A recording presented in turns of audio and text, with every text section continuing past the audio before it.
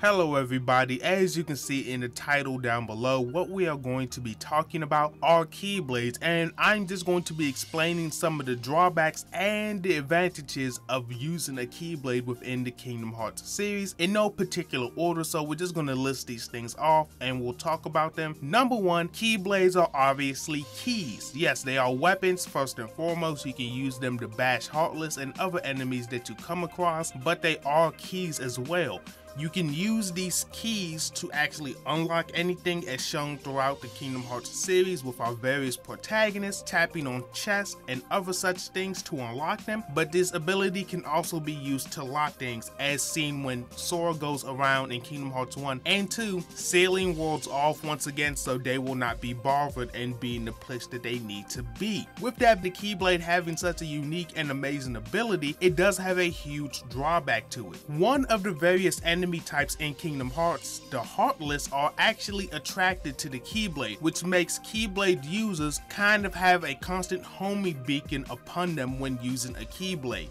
this is why Sora and his friends encounter so many enemies during their travels. It's not just because Heartless are running around everywhere, it's more opposed to Sora actually brings the Heartless with him, and since Sora kind of jumps around a lot of places, there's a lot more Heartless than there should be in certain places. Not to say that Heartless aren't everywhere, because there are a fair bit of them, but the reason why they always tend to appear when Sora is around is because his Keyblade is basically a homing beacon, as opposed to in a lot of cutscenes where you see them already hanging out doing whatever the hell Heartless do. And as we all know with Keyblades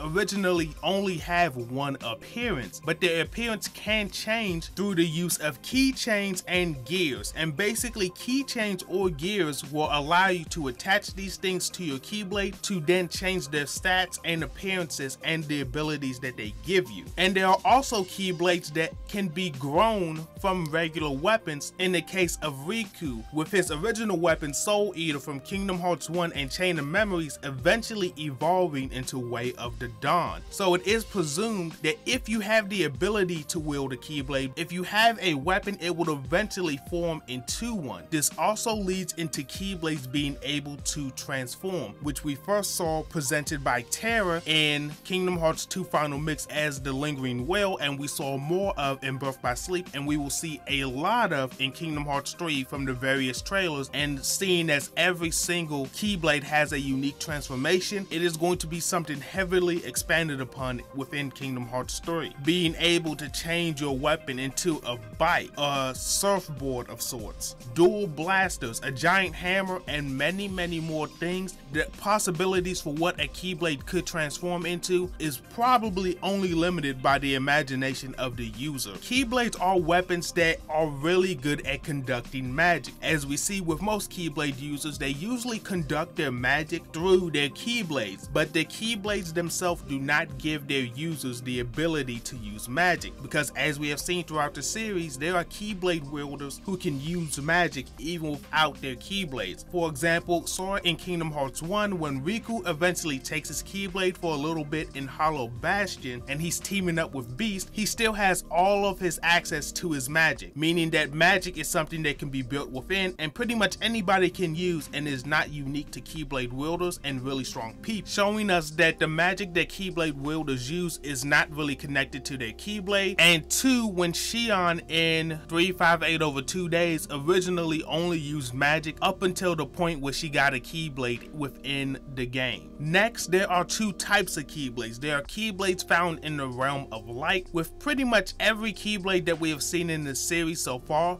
being one of those Keyblades. The Kingdom Key, Oathkeeper, even Oblivion for that matter is a Keyblade of the light realm, but there are also Keyblades of the dark realm, which are the Kingdom Key D and other such Keyblades. And then there are Keyblades we don't really know where they lie on the spectrum because of unique circumstances, like Riku. His original weapon Soul Eater transformed into Way of the Dawn, and as we know, Riku is a user of both light and darkness, so it is possible that his Keyblade is a Keyblade that has the aspects of light and darkness within it, but it has not been confirmed and most likely will never be expanded upon in Kingdom Hearts 3, seeing as Riku will eventually get a new Keyblade. And last but not least, the origins of Keyblades. Till as of right now, we do not know what the origins of Keyblades are, or even how these magical weapons came to exist and why so many people seek to wield one, and that also goes for their keychain counterparts. But we can infer that Keyblades probably have a big part to do with Kingdom Hearts, seen as the X-Blade, which is Master Xehanort's final goal in Kingdom Hearts, to obtain whatever he is seeking that he has been working towards his whole life, somehow has something to do with Kingdom Hearts and getting that specific Keyblade. So hopefully we will find out the origins of Keyblades and what exactly brought them into the realm of light and darkness, and why is it that they are so important, and why do they even exist in the first place. With that being said, hopefully this video gave you some knowledge on Keyblades that you didn't know about, maybe explain the fact that keychains actually change the look of your Keyblade and you don't get a new one every time you change it. Hopefully you guys enjoyed this video. With that being said, if you did, leave a like on it, subscribe as well, and I will see you all in the next one.